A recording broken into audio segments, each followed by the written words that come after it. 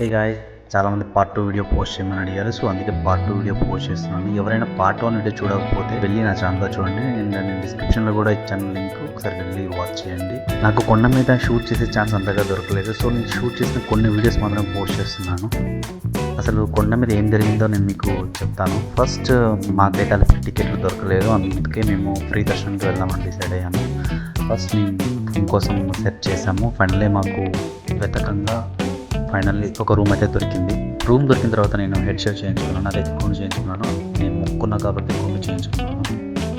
తర్వాత రూమ్కి వెళ్ళి కాసేపు డ్రెస్ తీసుకొని రెడీ అయ్యి తిరుమల దర్శనానికి స్టార్ట్ అయ్యాము. అదే ఫ్రీ లైన్ దర్శనంలో. సో అలా క్యూలో వెళ్ళిన తర్వాత కంపార్ట్మెంట్స్లో ఉంచారు. మాది 16 కంపార్ట్మెంట్ నెంబర్. తర్వాత 4 hours మాకు దర్శనం జరిగింది.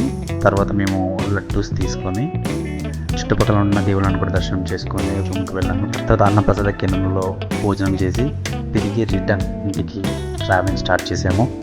నాకైతే ఇలా వెళ్ళి అలా వచ్చేసామా అన్నట్టు అనిపించింది. చాలా అంటే చాలా బాగుంది ఆ ఎక్స్పీరియన్స్. ఒకసారి వెళ్ళాలని ఉంది.